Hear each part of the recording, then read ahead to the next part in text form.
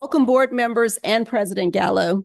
I call to order the first meeting of the Board of Supervisors for the University of Louisiana System for the year 2024. Before we proceed, let me remind you that anyone who wishes to make a public comment on an agenda item must submit a completed testimony card. These cards are located on the table as you enter the auditorium. Ms. Carroll, would you please call the roll?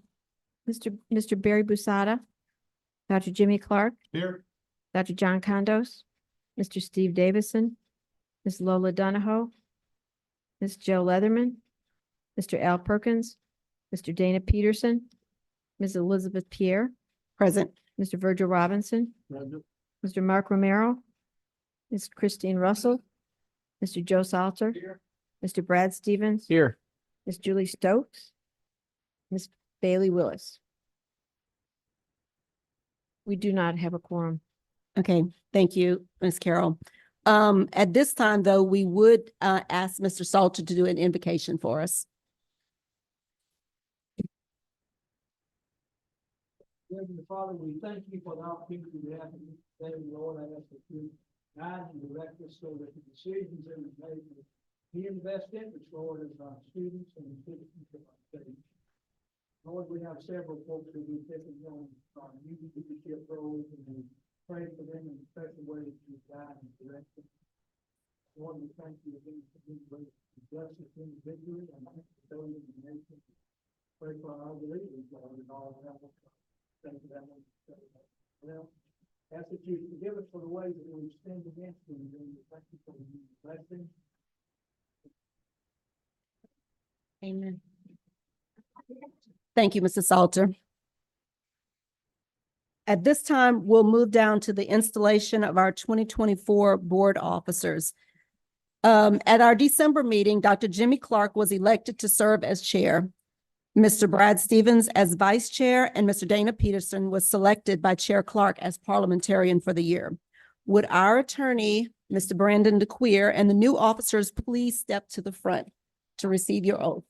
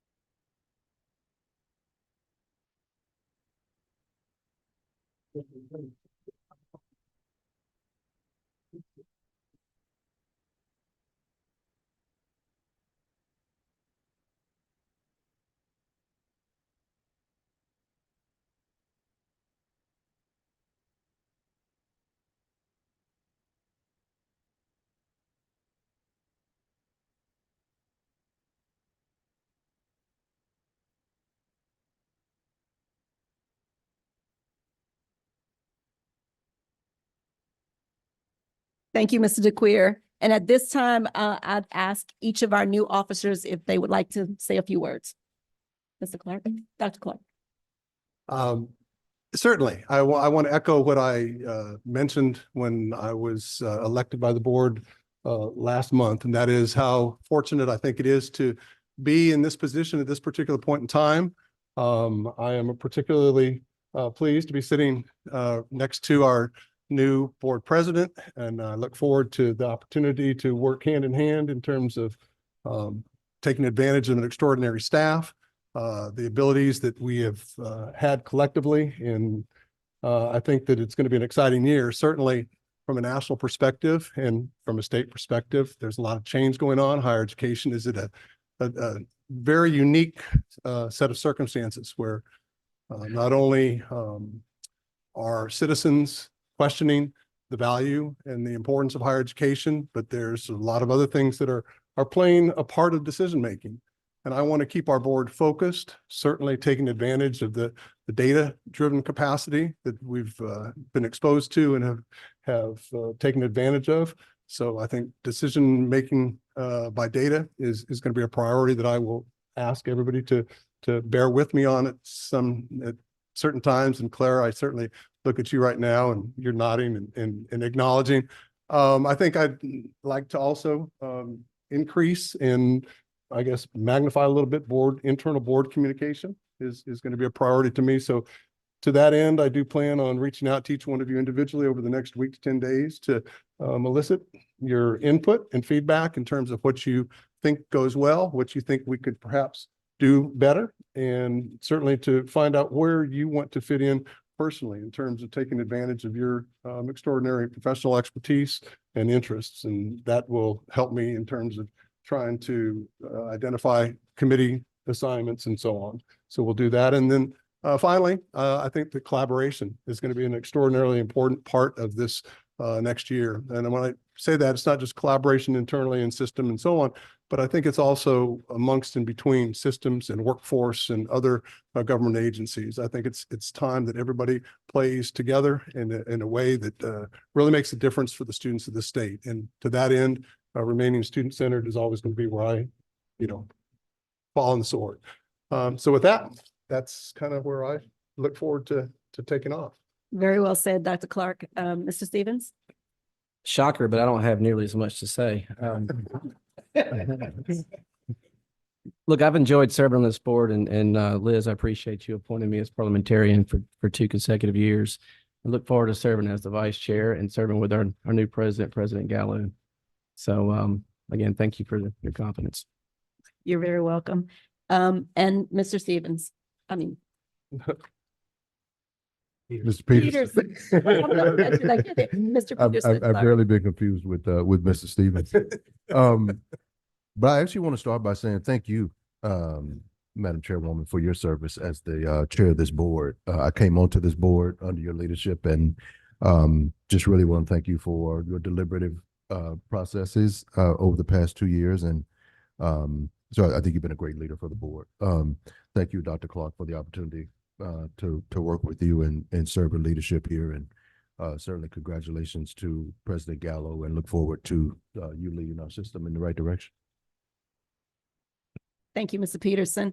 And I just want to say thank you to all of my board members for making my tenure as chairman so enjoyable. You really were a great board to work with, and I look forward to continue working with you. And at this time, I would turn over to our new president, President Gallo, for our system president report.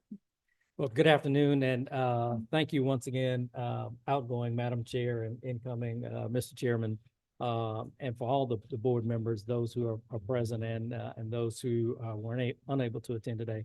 Thank you for entrusting this incredible opportunity to me.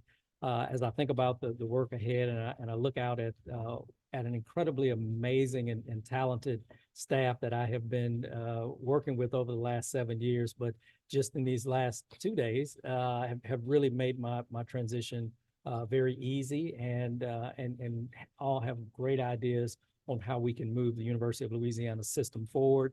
Our 9 institutions, our 80,000+ students who are all counting on us getting it right. So again, I thank you all for this great opportunity. I certainly look forward to working with the new administration and again, working every day on behalf of our amazing students, faculty, staff, alums, everyone as we move forward.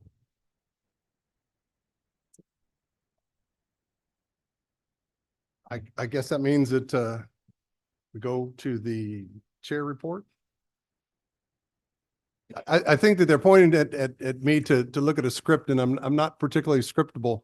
And so I apologize in advance that I'm going to, create some difficulties in terms of what we're to do and not to do. But I'm also thrown by the fact that we don't have a quorum, and so that we don't have a set format. And so, Brandon, I'm going to be, turning to you to help guide me through here. In terms of the actual report, though, the chair report, I do have a couple of things that I would like to do. One, I'd like to come back and echo what Dana said. Liz, I had planned to say this at this particular point in time. Your leadership has been absolutely extraordinary. When you took office a couple of years ago, well, actually 2.5 years ago, you had a little bit of an extended part. You took over for an extraordinarily strong outward leader in Dr. Carter. James Carter was in charge at the time. And I thought to myself, how is Liz going to fill those shoes? I mean, this is going to be difficult, but you did it in a way that was extraordinary. And I have to say that over the last 3 months, your leadership, your integrity, your perseverance, your diligence has just been absolutely extraordinary. And I'm very appreciative of being able to at least begin to try to step into those shoes and hopefully emulate your ability to make things right for everybody. So thank you for that. Madam Chair, if I could, just to make sure for those who are watching, we did not pass over the appointment of the interim president at Grambling. We will handle that in the executive committee meeting, which will begin immediately following this. Yes. And President Gallo, thank you for that interruption. And again, that is exactly what I'm inferring in terms of trying to follow this script or absence of script as we go forward. In terms of the chair report, there are a few items that I do want to mention.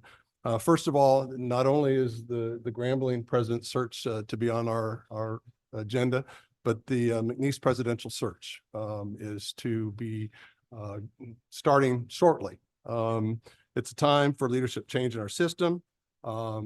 We obviously have a new board president. Dr. Darrell Burkell has served as the 7th president at McNeese State University. Extraordinary challenges faced him in that community. Over the years that I've sat on this board, I have nothing but admiration and respect for everything he's done and continues to do. And we hopefully will be as forthright in our decision-making and selecting a new president as he has been in terms of, managing the university during those extraordinary difficult times. As far as the search itself, I will be meeting later this afternoon with staff and with President Gallo to discuss how we coordinate the 2 searches to make sure that they move forward in a way that makes most sense and benefits each community. I don't want us to get in a situation where we have, ebb and flow that doesn't, work right. So after we have that conversation, I'll be able to identify specifically who will serve on the committee for the McNeese selection or presidential selection, both in terms of our own board members and the community members. Likewise, to set and establish a timeline. I'm confident, Dr. Kale, that mid-February is a good time to target and to aim for. So we'll be looking for that search. In terms of the standing committee assignments, I mentioned earlier that I would be reaching out to each of the board members. I don't think that there will be any extraordinary changes. We have no new board members appointed this year. And so I think it's pretty static. There's a couple of things that we have to be cognizant of in terms of persons who can't serve more than 2 years as a committee chair according to our rules. So we'll take a look at that. But otherwise, I am open to anybody wanting to do something new and different and or engage in a different way. So that is a possibility. I would like to ask Claire Norris to come to the table quickly. I told you it's not a part of the script, but I received an email earlier today reminding me of the For Our Future conference, and I think your name was the sender. So if you could enlighten and remind us all about what is happening February 25th. Absolutely. Can you guys hear me? We are excited to announce that we have our For Our Future conference coming up. Staff has been working really hard to ensure that we have great content for everyone. We're also excited that this year we're doing something a little new. We have a pre-conference workshop, and we have 2 amazing keynotes. It's Congressman Julia Letlow, and we have Ms. Gail Benson. So we're really excited about that. We're anticipating over 500 attendees. We are expecting faculty, staff, and folks from business and industry to be participating. Am I missing anything? Dates, right? So it'll be the 25th, the pre-conference, and the 26th and 27th will be the actual dates of the conference. We hope that you guys will all be able to attend. I think, and we're, while it is a conference for women, we are anticipating men to be there to cheer us on and support us, and share strategies as well. So we're excited about that. Very good. I appreciate that. I have to say, I was a little confused in terms of, I heard about a women's conference, then I heard about our For Our Future conference, and but it is all one and the same. It's all one and the same. Under Dr. Khan's leadership, she has pulled together a pretty amazing event, as well as Ann McKisson, who's probably behind the wall over there. They've worked really hard to pull this thing together. We have some amazing sponsors who are coming together and excited about this event. So we'd appreciate you sharing the event. And if you have any suggestions or strategies, we would love to hear from you. Very good. Well, Dr. Norris, as usual, everything that I have seen to date has been superlative, and expect and anticipate that'll be a fantastic event. Thanks, Dr. Clark. All right. As far as next meetings, the next regular board meeting is scheduled for Thursday, February 22nd, 3 days in advance of the Women's Leaders for Our Future conference. The meeting will be here in Baton Rouge. We will also be conducting at that time a special board meeting to interview finalists for the Grambling presidency that day. At least that is where we currently stand in our agenda. And I will be talking to Dr. Colley and Dr. Gallo to make sure we're on that. But that is at this point in time the expected dates and times for that. I think that is all that I had. Right. Other than, in order to go into the executive committee, I have to appoint an executive committee. And so I will do that at this point in time. And I would like to ask those titled officers, Brad Stevens, Supervisor Stevenson, Supervisor Peterson, to serve, as well as Supervisor Pierre as the, outgoing board chair. So and I'm a member of it as well. So the four of us will be the executive committee. Okay. All right. So Brandon, I'm looking at you now. Is it appropriate for us to go to the executive committee? Oh, I have to adjourn this meeting. All right. All right. Is there any further business to come before the board at this time? We'll make a motion to adjourn. There's been a motion by Supervisor Stevenson, seconded by Supervisor Basada, or no, what was it, or Salter? All right. Well, we definitely have a motion and a second. All those in favor say aye. Aye. Any opposed? Motion is passed. The meeting is adjourned. At this point in time, I would, however, like to convene the executive committee. Is that appropriate? Exactly. Okay, so Carol, if you wouldn't mind calling us to order. It's a roll call. Right. It's just the four of you. Right, but we're asking all to remain in attendance. Right. Participate. So the members are Dr. Jimmy Clark, Yes. Ms. Brad Stevens, Here. Mr. Dana Peterson, Here. Ms. Elizabeth Pierre. So there's a quorum for that committee. All right. The executive committee has a singular agenda item that we'd like to discuss today, and that's the appointment of interim president of Grambling State University. At this time, I'm going to turn it over to President Gallo and proceed from there. Thank you, Mr. Chairman. The Grambling State University Presidential Search Committee recently held its initial meeting in Grambling. During the meeting, the committee approved its charge and timeline for the search. The committee also had the opportunity to hear from a very engaged Grambling family, including students, faculty, staff, alumni, and community members, to gain a better understanding of what qualities they are seeking in the next leader. With my new position at the system office, it is necessary to place an interim president to lead the institution. I'm recommending Dr. Connie Walton, Vice President for Academic Affairs and Provost, to serve in that role. there's a copy of her vita in front of you. Dr. Walton has been working at Grambling State University since 1993. She is a graduate chemistry major, worked in private industry, and joined the faculty in 1993. She served as a faculty member, as a department head, as a dean, and as provost twice. And so there's no one I can think of who's more qualified, and certainly an internal, someone who's already on the campus to serve in this interim role.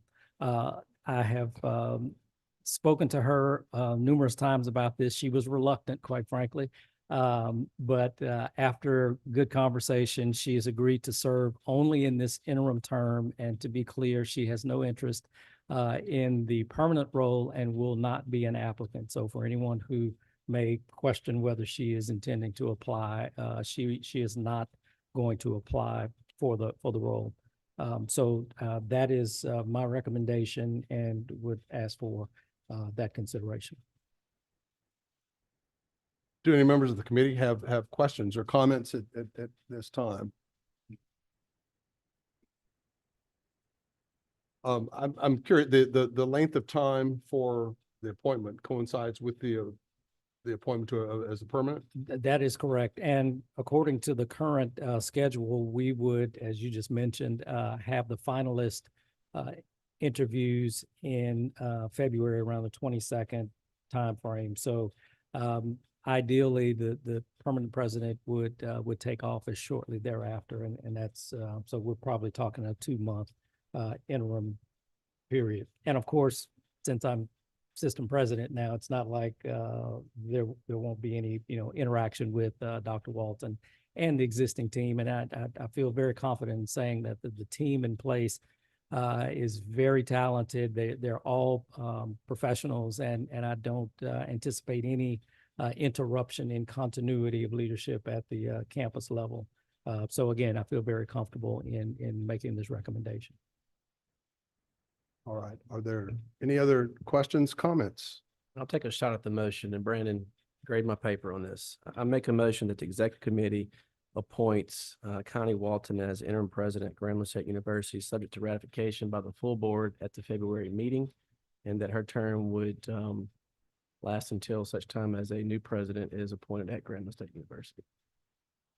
How's that? May nay. All right, there's been a motion and a second to approve Dr. Connie Walton as the interim president at Grambling State University. Does that require a roll call vote? Okay, all those in favor say aye. Right. Aye. Any opposed? All right, that motion passes. Congratulations, Dr. Walton. We look forward to engaging and interacting with her. All right, is there other business to come before this committee? If not, I have I guess as chair, there's a chair privilege. You get to talk and ask questions anytime you want. I'm not going to ask questions, although, that's typical, I guess, of Jimmy Clark. I do want to acknowledge and recognize and thank those presidents who came today. Dr. Wainwright, Dr. Clune. I don't see others, but it's always nice. It's nice to see community members, other folks come out. And from a personal privilege standpoint, I wanted to recognize Marianne Coleman and Teresa Hay, two former colleagues and close friends who came out today to lend support. And it's always good to see friendly faces in the audience. So thank you both. With that, I have nothing further to say. Does anybody else? All right, do I have a motion? Motion to adjourn. Motion to adjourn this executive committee. Do I have a second? Second. Second by Supervisor Stevens. All in favor, say aye. Aye. Any opposed? All right, that concludes the business of the